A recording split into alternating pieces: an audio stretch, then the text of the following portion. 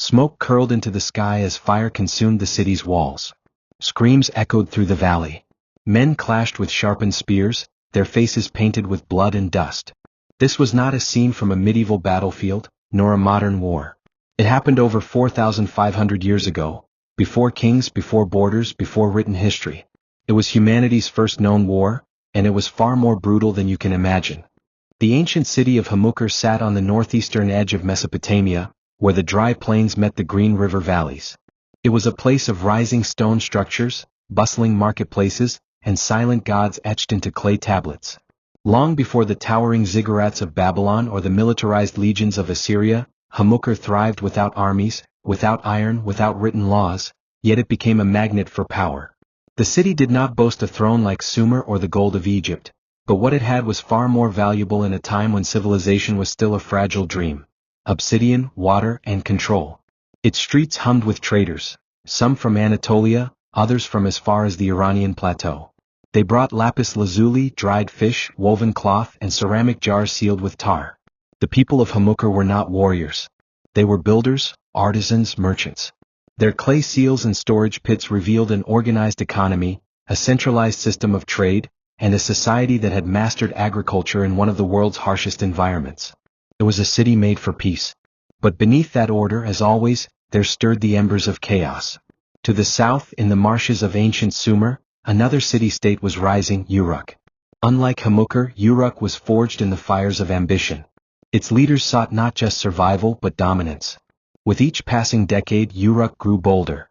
Its kings began to believe that they were chosen by the gods not only to rule but to conquer. In their eyes, Hamoukar was not a distant neighbor, it was a prize. A city that controlled the trade routes into Anatolia and beyond.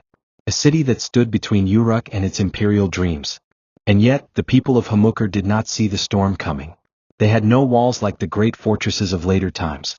Their buildings were made from mud brick, their streets unguarded, their children playing among sun-baked alleyways as if war was a word that did not exist. But the signs were there, if you looked closely enough. Grain shipments that went missing. Caravan routes disrupted. Southern traders with sharper eyes and unfamiliar accents. The first signs of foreign intrusion were subtle, almost invisible. Until one day they weren't. It began with a sound, distant, rhythmic, unnatural. Drums. Footsteps. The clatter of pottery being crushed underfoot. Some say the attackers came at dawn, others say under cover of darkness. No records survive. Only the ruins. What is certain is that Hamoukar did not fall by accident. Its end was swift, calculated, and brutal. Archaeologists would later uncover the truth buried beneath layers of ash and rubble. Thousands of clay sling bullets, each about the size of a lemon, scattered like deadly breadcrumbs across the city. Walls blackened by fire. Bones broken not by time but by force. It was not a raid. It was an annihilation. In one corner of the city, dozens of skeletons were found clustered together. Men, women, children. Some crushed under collapsing walls, others pierced by sharp fragments. There were no signs of organized resistance. No military formations. No defensive trenches. Just panic, terror, and death. The attackers, likely soldiers from Uruk, used slings, clubs, and fire. But more terrifying than their weapons was their silence. No declarations. No treaties. Just destruction. The motive was simple, dominance. Hamoukar's position on the obsidian trade route gave it immense leverage. Obsidian, a volcanic glass sharper than steel, was used for tools, weapons, and sacred rituals. Whoever controlled the source, and the gateway city, controlled power. Uruk wanted that control. And it took it. The city burned for days. Smoke could be seen for miles. Survivors, if any, fled north into the mountains or vanished into the desert. Hamoukar ceased to exist not just as a city but as an idea. It was the death of innocence in the ancient world, the moment when civilization realized it could be killed. What makes this story more haunting is the silence that followed. For millennia there were no songs, no legends, no chronicles to remember Hamoukar. Unlike Troy or Babylon, its name was not passed down in poems. It vanished so completely that only in the late 20th century did archaeologists begin to piece together what had happened. The discovery was accidental. A mound in northeastern Syria, believed to be a minor settlement, revealed something much more profound when the ground was broken. Layers of debris, melted pottery, charred remains, all pointing to a singular, horrifying truth. This was the site of the first known war in human history. It was not fought with tanks or missiles but with fire and stone. It had no generals, no treaties, no Geneva Conventions. It was raw, primal, and absolute. And yet, in its devastation, it set a precedent. For the first time, a society had been wiped out not by famine or disease, but by another human force seeking power. It marked a turning point in the human story, a dark milestone we still walk in the shadow of. Back in Uruk, the victory was likely celebrated. The obsidian flowed south. Trade routes realigned. The king may have declared himself the ruler of all lands between the rivers. But something fundamental had changed. The idea that war could solve problems, could expand influence, could create empires, was born.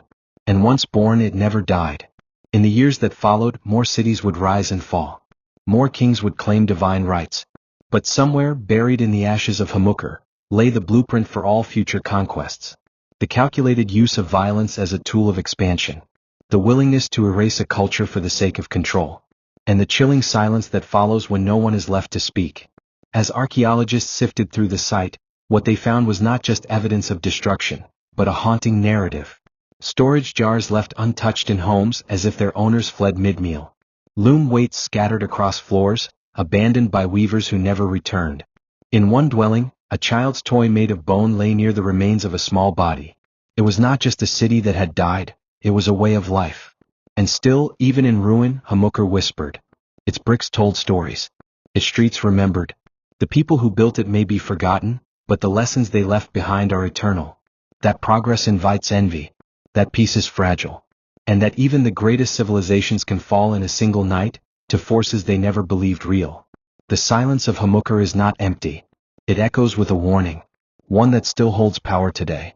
For in the shattered ruins of that ancient city lies a truth more relevant than ever. The first war may have been lost to time, but its legacy was not.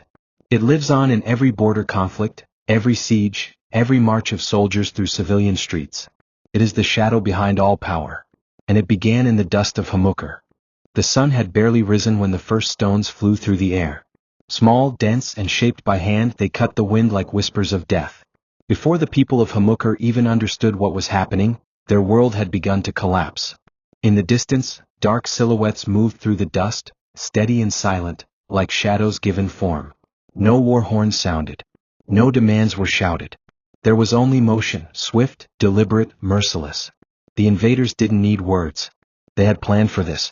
For weeks they had studied the terrain, marked the entrances, counted the guards, if Hamoukar even had any. It was a city of peace, of trade, of artisans, not soldiers. Its people had no shields, no walls, no war-trained minds. They believed that deals and diplomacy would always be enough. But the men coming toward them believed in something else. Domination through violence. The initial wave hit the city's outer buildings. Workshops were the first to fall. Spinning wheels snapped in half. Clay tablets shattered beneath sandaled feet. The artisans screamed in confusion, not knowing where to run, their hands still stained with dyes and oils. They weren't trained for this. They had no weapons to hold.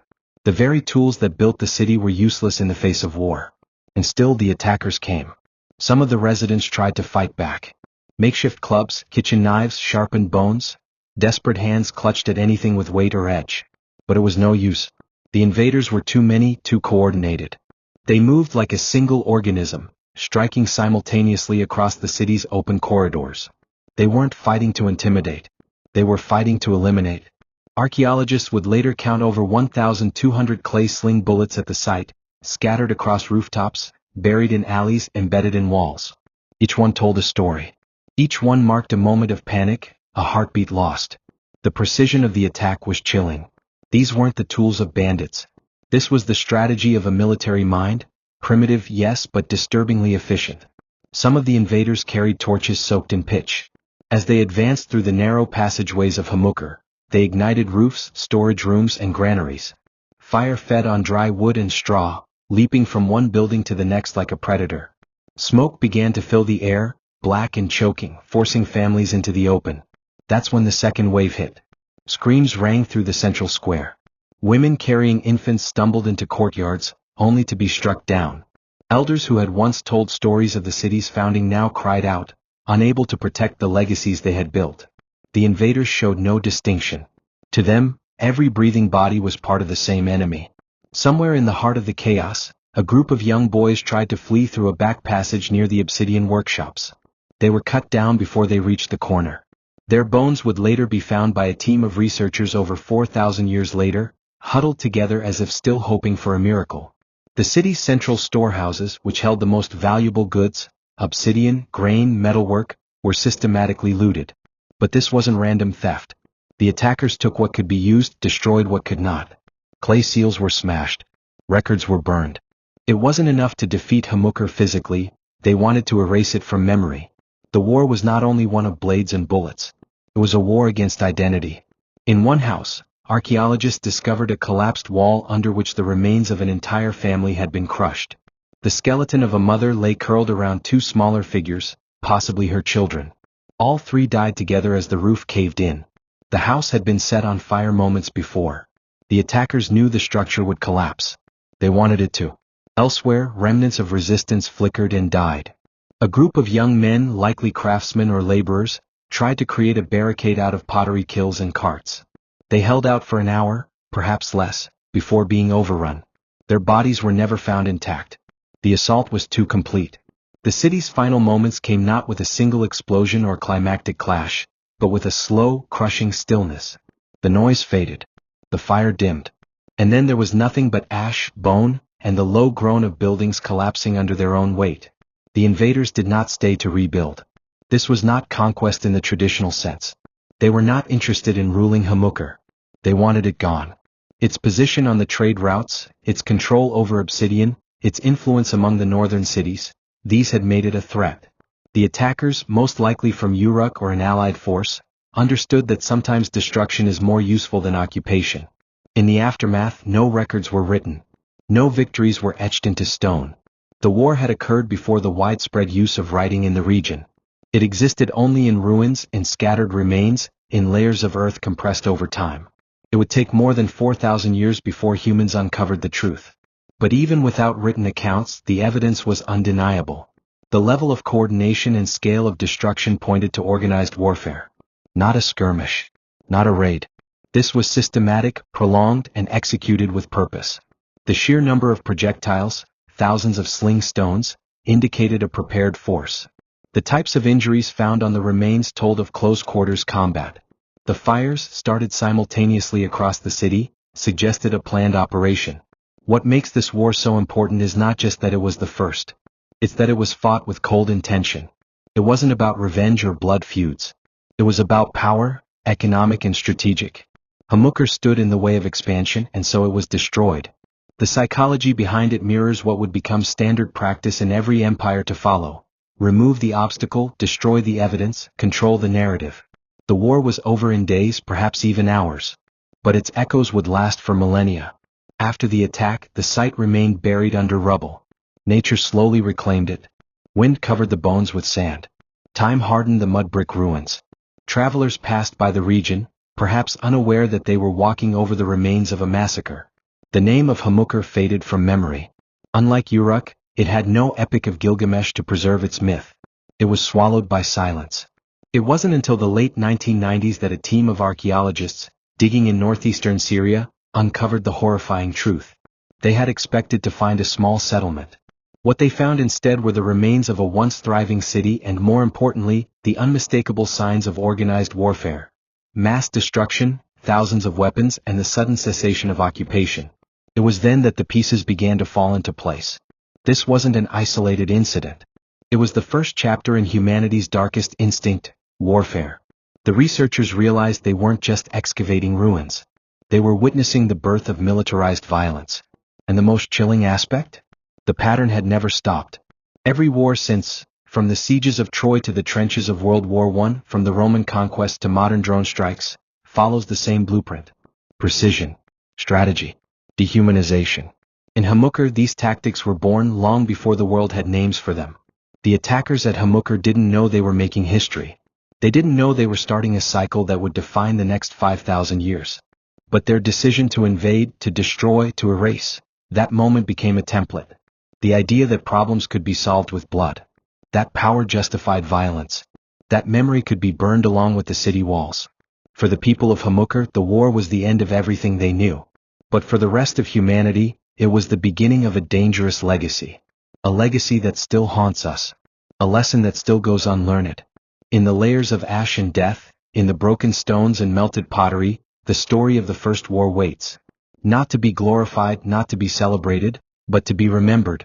Because long before we built monuments or wrote constitutions, we picked up stones and chose to kill. And Hamoukar paid the price. The fires that devoured Hamoukar left more than just ruins. They left a wound in history, deep, silent, and hidden under layers of earth and time. For thousands of years, that wound remained untouched, forgotten by the world that rose in its wake. Cities were built and destroyed. Kingdoms expanded and collapsed.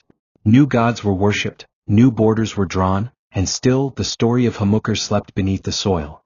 But while its name was lost, the war that ended it had already begun to shape everything that followed.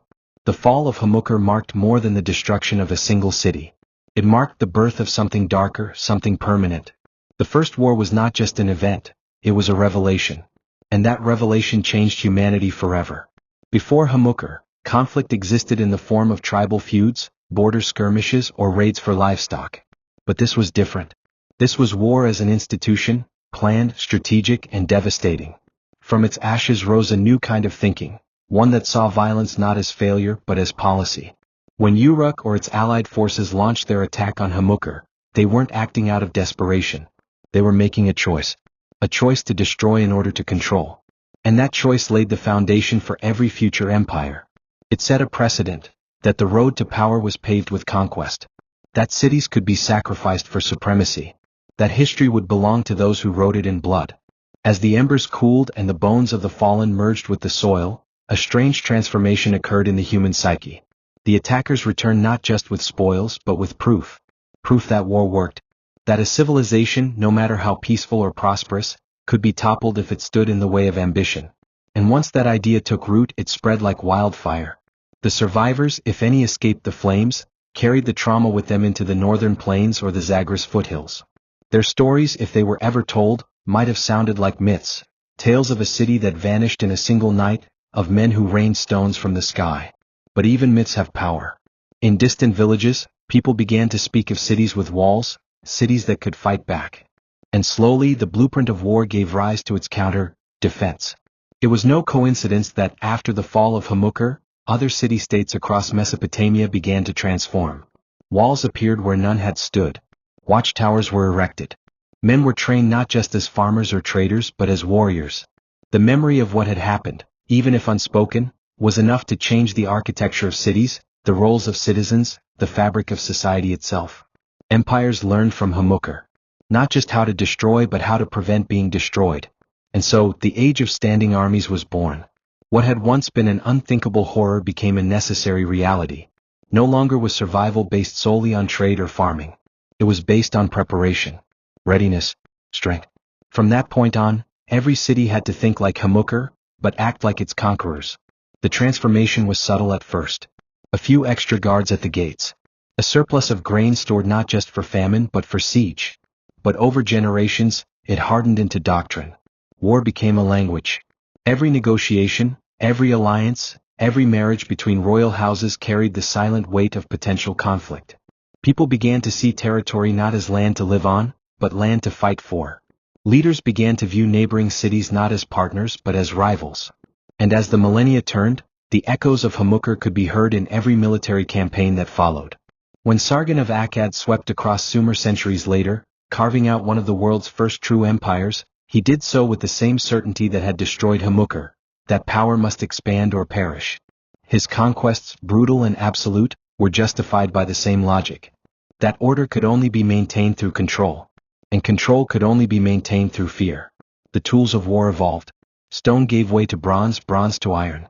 Slings and clubs were replaced by swords, chariots, siege towers. But the purpose never changed. War was no longer an aberration. It was a tradition. A rite of passage for rulers. A spectacle for citizens. And it all began with a city whose name was lost for 4,000 years. Even the great epics of antiquity, texts like the Epic of Gilgamesh, are stained with the residue of that first war. Gilgamesh, a semi-divine king of Uruk, embarks on quests of domination, slays monsters, conquers distant lands. Though fictionalized, his story mirrors the very mindset born from Hamoukar's destruction. that greatness is measured by conquest. That the hero is the one who returns from war, not the one who avoids it. The psychological impact of that early war ran deeper than tactics or politics. It altered the moral compass of civilization. The very concept of glory became intertwined with violence. Monuments were no longer just temples to the gods, but obelisks to fallen soldiers. War heroes replaced philosophers as symbols of national pride. Children were taught not just to plant and build but to fight and die. And as civilizations grew, so did the scale of their wars. What began with slings and fire turned into organized campaigns with thousands of troops, supply lines and logistical systems. The Romans would later perfect the art of imperial warfare, marching across continents with brutal efficiency. The Mongols would redefine speed and fear. But none of it would have been possible without that original revelation, that war can build empires faster than peace. Even the very idea of history was shaped by war. The first written records of battles, the earliest propaganda, the rise of professional historians, all were born in a world where violence had become institutional. It's telling that so many ancient texts begin with tales of war. Not because war was new but because it was transformative. Changed everything. From language to architecture, from religion to trade. What began at Hamoukar spread across time like a contagion. Its legacy crossed oceans, continents, and centuries. In medieval Europe, kings fought over lines drawn on maps that their ancestors had never seen. In China, dynasties rose and fell in tides of blood. In the Americas, the Aztecs and Mayans etched images of warfare into stone. All of it, at its core, was a continuation of that first instinct. Eliminate the threat, take what is needed, rewrite the story. And today, even in a world filled with technology, diplomacy, and international law, the shadow of Hamoukar lingers. The mechanisms are more complex, the weapons more devastating, the justifications more elaborate, but the impulse remains the same. From modern invasions masked as interventions to covert proxy wars fought over resources, the lessons of the First War are still being applied. The tragedy is that humanity, for all its progress, still answers conflict with force. Still sees enemies in those who are simply different. Still builds weapons faster than it builds understanding. And in that sense, Hamoukar never truly died. It lives in every crater left by a missile, in every mother who buries her child, in every soldier who returns home carrying invisible scars. But if Hamoukar's legacy is one of violence, it also carries a message, one buried in its ruins waiting to be understood. It warns us not just of what we are capable of doing to each other, but of what we choose to remember and what we choose to forget. For millennia no one spoke of Hamoukar. The story was erased, its people unnamed. But when the archaeologists finally unearthed its bones and stones, they gave it back a voice. And through that voice we see ourselves, not just as warriors or victims, but as beings capable of creating and destroying with equal passion. In every civilization that rises, there is a choice to be made. To follow the path of Hamoukar, the path of trade, of diplomacy, of peace, or to follow the path of its conquerors. History shows us which choice we have favored. But the future is still unwritten. The ruins of Hamoukar may be silent now. The winds may blow through its broken streets without resistance. But beneath the dust lies the origin of a question that every generation must ask. If war gave us civilization, can peace save it? That is Hamoukar's final legacy, not just as the site of the first war but as the first warning. A reminder carved into the bones of a forgotten city that what begins in fire may end in ash. And that even after 5,000 years, we are still deciding which path to walk.